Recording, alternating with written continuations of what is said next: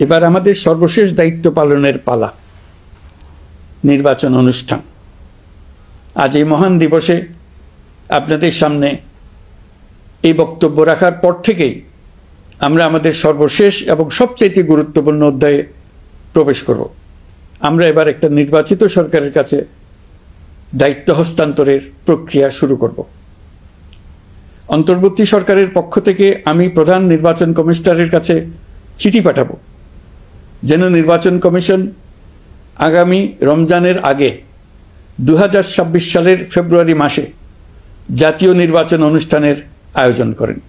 আপনারা সকলেই দোয়া করবেন যেন সুন্দরভাবে নির্বাচন অনুষ্ঠান করে এদেশের সকল নাগরিক একটি নতুন বাংলাদেশ গড়ার কাজে সফলভাবে এগিয়ে যেতে পারে। আমরা সরকারের পক্ষ থেকে এই নির্বাচন যাতে সুষ্ঠু, শান্তিপূর্ণ এবং উৎসবমুখরভাবে সম্পন্ন করা যায় সেই জন্য সকল প্রকার সাহায্য সহযোগিতা প্রদান করব। এবারের নির্বাচন যেন আনন্দ উৎসবের দিক থেকে, শান্তি শৃঙ্খলার দিক থেকে, ভোটার উপস্থিতির দিক থেকে, সৌহার্দ্য ও আন্তরিকতার দিক থেকে দেশের ইতিহাসে স্মরণীয় হয়ে থাকে। সেই জন্য সকল আয়োজন সম্পন্ন করতে আগামীকাল থেকে আমরা সকলেই মানসিক প্রস্তুতি ও প্রাতিষ্ঠানিক আয়োজন শুরু করব। নির্বাচনে ভোটারদের সম্পর্কে দুই একটা কথা বলতে চাই। এবার আমরা প্রবাসী ভোটারদের ভোট দেওয়ার আয়োজন নিশ্চিত করতে চাই। অর্থনৈতিক দিক থেকে সম্পূর্ণ বিধ্বস্ত বাংলাদেশ যে আবার দ্রুত ঘুরে দাঁড়াতে পেরেছে তার বড় কারণ হলো আমাদের রেমিটেন্স যোদ্ধাদের ঐতিহাসিক অবদান।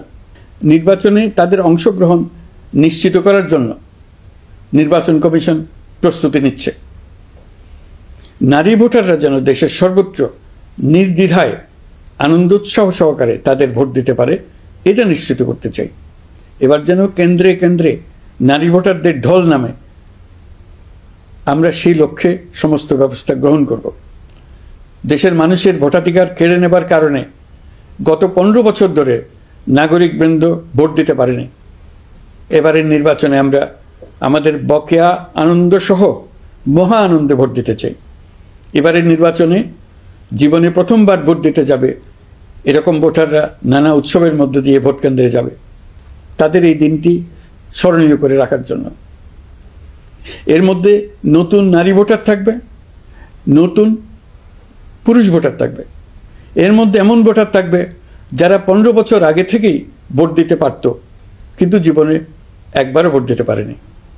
এর মধ্যে আসবে যারা 10 বছর আগে, 5 বছর আগে ভোট দিতে পারত কিন্তু পারেনি।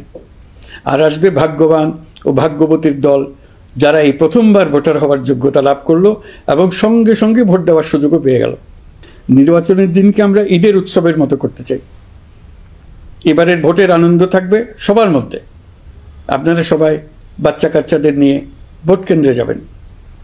নাগরিক অধিকার প্রয়োগের মহা আনন্দ পরবর্তী বংশধরদের কাছে তুলে ধরার জন্য এখন থেকে প্রতিদিন আলাপ আলোচনা করুন। আপনার এলাকায় ভোটদান ব্যবস্থা কেমন হলে সুন্দর হয়, কেমন হলে আনন্দমুখর হয় সেটা আগে থেকে ঠিক করার জন্য। নতুন বাংলাদেশ গড়ার কাজের ভিত্তি রচনা হবে এবারের নির্বাচনে, তার জন্য প্রস্তুতি নিন। প্রিয় দেশবাসী, দেশের ইতিহাসে এখন পর্যন্ত যতগুলো বড় সংঘাত, সহিংসতার ঘটনা ঘটেছে তার সবগুলোর নেপথ্য কারণ ছিল ত্রুটিপূর্ণ নির্বাচন। ত্রুটিপূর্ণ নির্বাচনের মধ্য দিয়ে কোনো দল যদি গায়ের জোরে নির্বাচিত হয়ে ক্ষমতায় আসে তার চূড়ান্ত পরিণতি কি তার জুলাই অভ্যুত্থান আমাদের দেখিয়ে দিয়েছে। আমরা ইতিহাসের কলঙ্কিত কোনো অধ্যায়ের পুনরাবৃত্তি আর করতে চাই না। আপনারা প্রত্যেকেই অবগত আছেন একটা গোষ্ঠী নির্বাচনকে বাধাগ্রস্ত করার জন্য উন্মুখ হয়ে আছে। তারা দেশের গণতান্ত্রিক অগ্রযাত্রাকে ব্যাহত করতে দেশের বাইরে বসে ভেতরে থেকে নানা অপচেষ্টায় লিপ্ত রয়েছে। আমাদেরকে অবশ্যই খেয়াল রাখতে হবে তারা যেন নির্বাচনকে সংঘাতময় করে তোলার কোনো রকমের সুযোগ না পায়।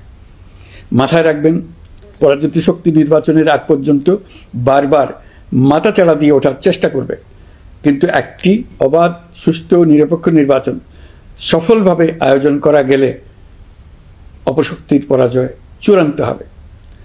নির্বাচন সংক্রান্ত বিষয়ে প্রতিনিয়ত পরামর্শ নেওয়ার জন্য আমরা প্রযুক্তির সাহায্য নেব। এই জন্য একটি অ্যাপ তৈরির উদ্যোগ নিচ্ছি। দ্রুত এই অ্যাপটি চালু হবে আপনারা আপনাদের সকল পরামর্শ, সকল মতামত, সকল আশঙ্কা এবং উদ্যোগের কথা এই অ্যাপের মাধ্যমে আমাদেরকে জানাবেন। আমরা তা যথাযথ কর্তৃপক্ষকে জানিয়ে দেব, সমস্যা সমাধানের জন্য ব্যবস্থা নেব। রাজনৈতিক দলগুলোর প্রতি আমার আহ্বান থাকবে, আপনাদের নির্বাচনী ইশতেহারে, আপনাদের প্রতিশ্রুতি, প্রতিজ্ঞা, পরিকল্পনায় কোনো কিছুতেই যেন তরুণরা বাদ না পড়ে, নারীরা বাদ না পড়ে। মনে রাখবেন, যে তরুণ তরুণীরা বাংলাদেশকে বদলে দিয়েছে, তারা বিশ্বকেও বদলে দেওয়ার ক্ষমতা রাখে। আপনার দল থেকে তাদেরকে সেই সুযোগ দেওয়ার উদ্যোগ নেন। আগামী নির্বাচনে সবাই নিরাপদে যার যার পছন্দের প্রার্থীকে ভোট দেবে, এটা নিয়ে কারো কোনো আপত্তির সুযোগ রাখা যাবে না। আমরা সবাই সবার পছন্দের প্রতি সম্মান দেখাবো, এটাই হোক আমাদের প্রতিজ্ঞা।